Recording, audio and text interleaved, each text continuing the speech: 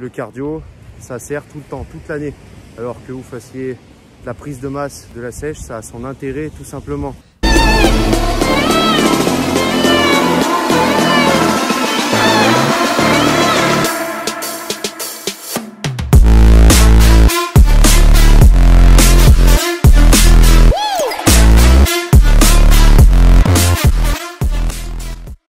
Salut tout le monde, c'est Mathieu, j'espère que ça va.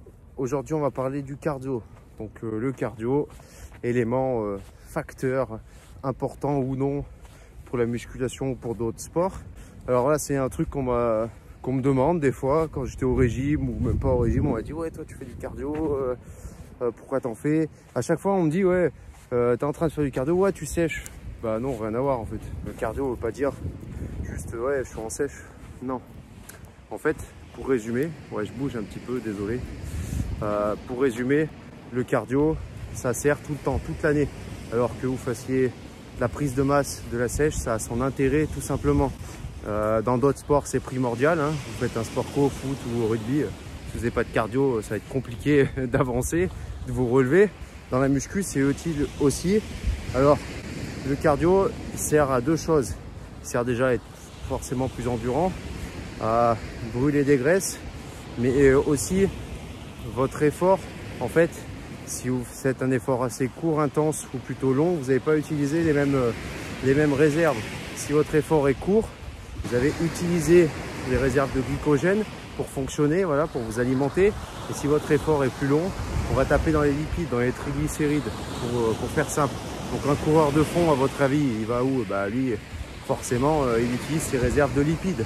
Pourquoi? Parce qu'au bout d'un certain temps, une trentaine de minutes, à peu près, je ne pourrais pas vous dire exactement, et ben, le corps puise plus dans les glucides et il puise dans les lipides. Voilà. Donc, en fait, pour le cardio, et ben, ça a les mêmes répercussions. C'est-à-dire que soit vous faites du cardio faible intensité, voilà, en guise d'échauffement ou vraiment pour pédaler dans le vide. Alors, je ne parle pas forcément du vélo, c'est une expression. Soit alors vous faites du cardio intense sur 30 minutes, du HIIT.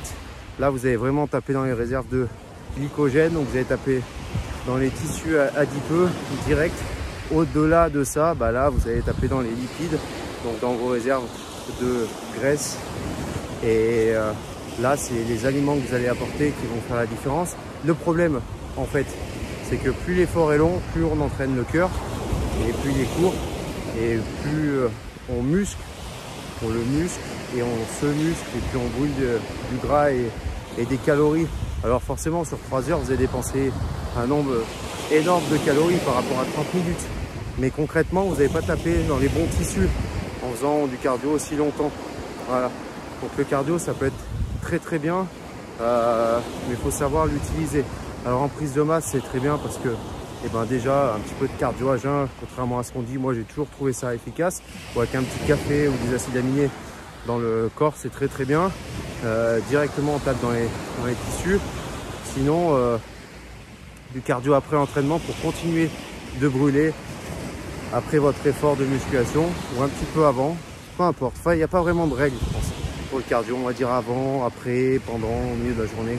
Non, le cardio c'est du cardio, on va peut-être pas pousser le truc à son paroxysme dans le sens de dire oui le cardio vaut mieux le faire le matin, tu brûleras plus de calories, ou peut-être pas. Moi j'ai préféré le faire le matin à jeun, c'est comme ça c'était fait, et puis je trouve une meilleure sensation. Je vais courir le matin en sortant du lit, un petit verre d'eau, un café, je vais au bord de la plage, je cours, je me sens bien, ça me réveille, puis après je me fais un petit déjeuner, je mange pas le double de ce que j'aurais dû manger d'habitude, sinon ça sert absolument à rien. Mais c'est toujours bien de le garder. Et puis ça évite de souffler comme un gros cochon une fois que vous êtes à la salle ou si vous faites un autre sport à côté. Alors, il y a plusieurs types de cardio et plusieurs objectifs. Il faut bien se fixer le bon objectif. Moi, quand je suis en sèche, je compte pas sur le cardio pour me faire sécher, hein. Pas du tout. C'est juste que j'aime bien, ça me fait transpirer, je me sens plus vivant. Et puis ça m'aide forcément un petit peu, mais je compte surtout sur ma diète et pas sur le cardio. Et en prise de masse, et voilà, j'aimerais bien vous dire que ça limite un petit peu les cochonneries que je pourrais manger de temps en temps.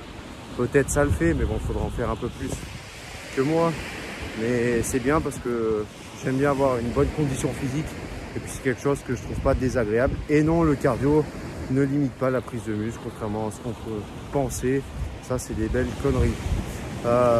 Après, si vous faites un sport co ou individuel à part, voilà, je vous invite à faire beaucoup de cardio, à varier le type de cardio, simplement parce que en variant, ça permet de travailler une autre filière énergétique et vous faire progresser.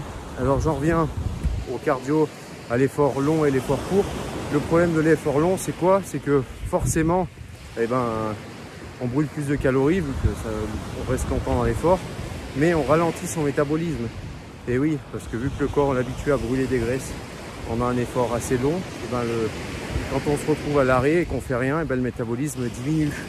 Donc ça, c'est moins cool, à l'inverse de la musculation qui, elle, permet de stimuler le métabolisme, de le booster. Donc au ralenti, vous allez brûler beaucoup plus de calories qu'en temps normal. Donc voilà, c'est les deux catégories. Donc la muscu booste le métabolisme et le cardio a plus tendance à longue durée a plus tendance à le diminuer, à l'aseptiser si je puis dire. Donc ça en est tout pour cette vidéo. J'espère que ça vous a plu. N'hésitez pas à partager, à mettre un petit pouce, content ou pas content, et à vous abonner si ce n'est pas déjà fait.